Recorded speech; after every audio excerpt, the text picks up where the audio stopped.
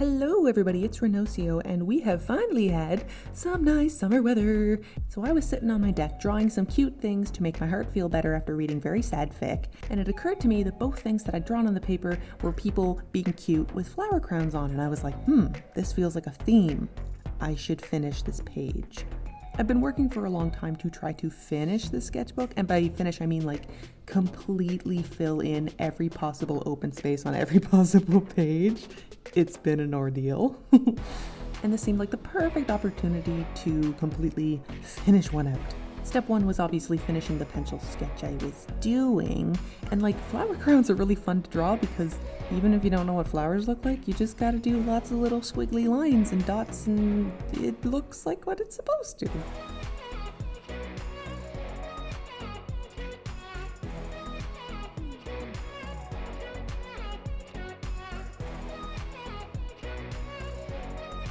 I've long admired artists who are able to draw characters with really expressive faces without just drawing so many lines on their face that they look like they're full of wrinkles. I'd really like to get better at that, and I'm quite pleased with how this Legolas and Gimli picture turned out. The expressions are very bright, and even though Legolas's lips are like not really touching, and kisses are super hard to draw, my dudes. I do have some issues with his face and his hand, unfortunately, but overall I'm pretty happy with this one.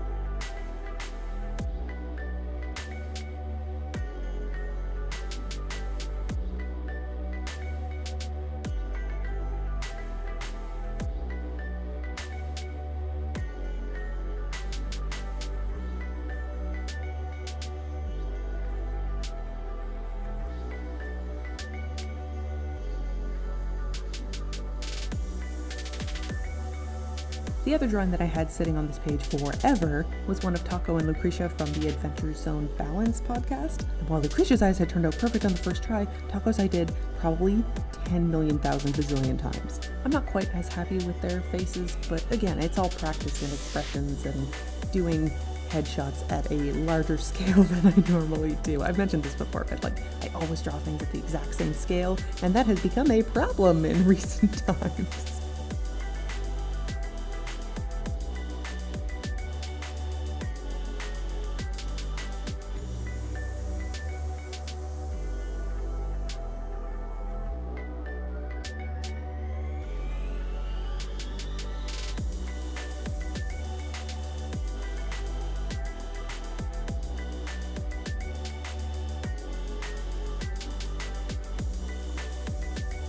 As is my standard for drawings, I'm doing all of my line art with a very tiny itty bitty 005 scale Sakura. Actually, this one's not a Sakura micron, but same idea. It's a very small archival ink pen. I always do a very loose preliminary line art so that I can erase all my pencil lines before I go in and like do anything in more detail. And because with this drawing I was planning on bringing some colors in, I decided that I would just do the initial layer and then nothing more interesting than that until I had all my colors down.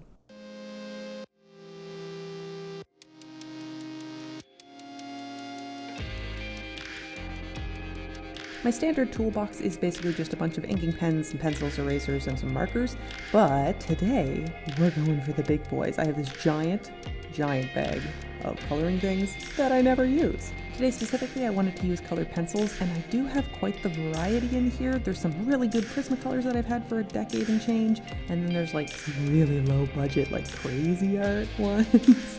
They're just mixing and matching, it's fine.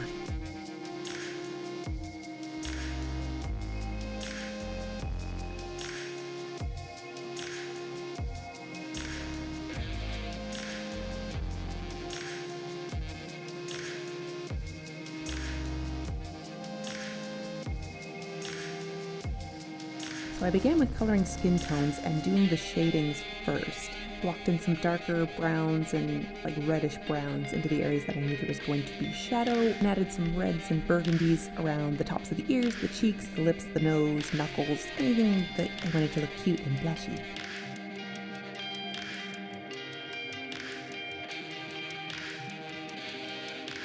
I'd then follow these shadings up with sort of an overall brush of color, and then usually I'd use one of my Prismacolors to kind of draw circles all over things and blend the color in.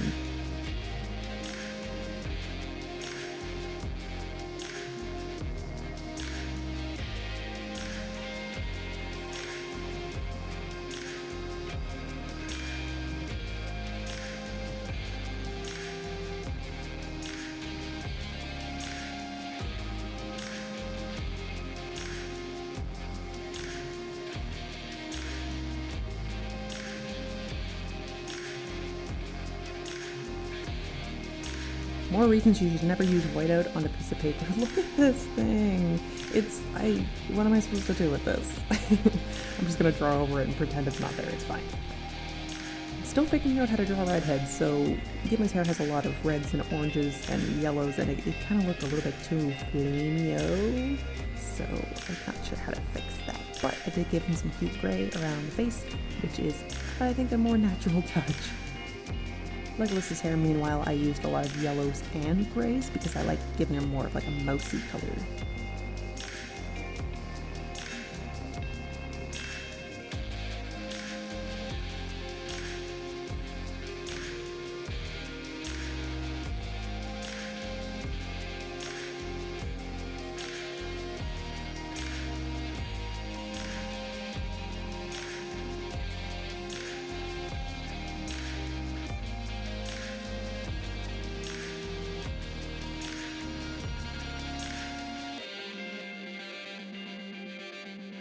Actually, this was just a page of like fun hair colors. Taco I ended up giving like a purpley blue just for funsies, and then Lucretia canonically has white hair, so that was a little interesting to tackle with the colored pencils. Once I had all the other colors down and I came in with my sparkly gel pens, I actually ended up using the white gel pen to draw in some more curls in white for her, which I think probably helped a little bit. The white eyebrows are an interesting look though.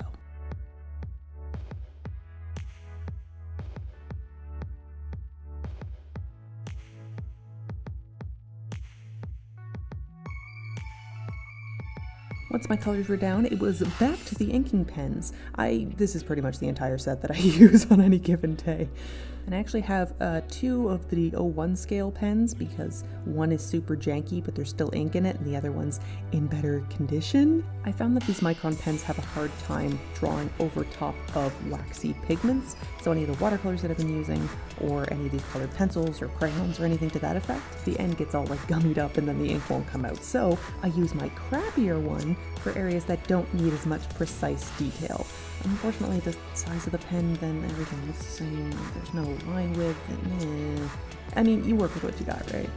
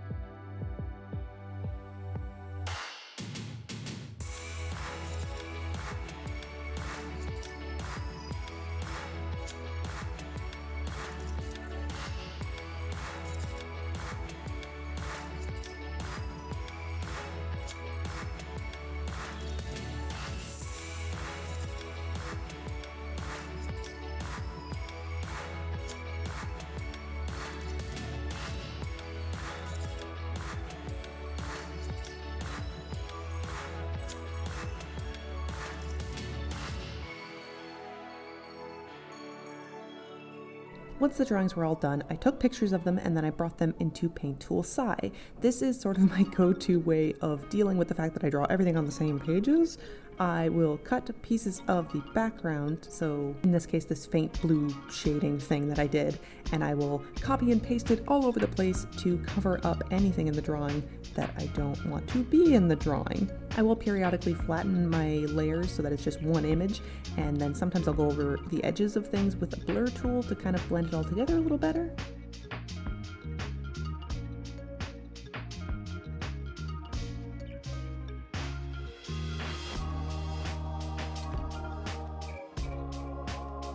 I also boost the saturation and the contrast of the drawing a little bit, which is a feature that pretty much any editing program will have.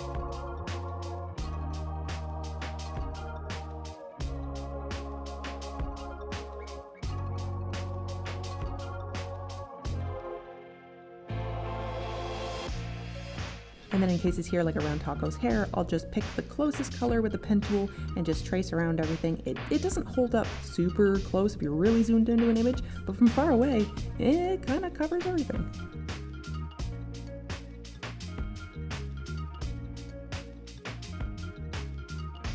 In a pinch, you can also use a black pen tool to draw in some extra lines to kind of, whatever, make it look like you drew those in the first place. It's not foolproof, they look a little bit different up close, but again, where's in a pinch?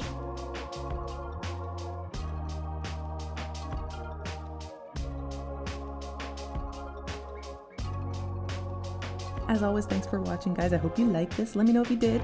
And if you want to stick around and see more of this kind of stuff, feel free to subscribe, and I shall see you at a later date. Farewell.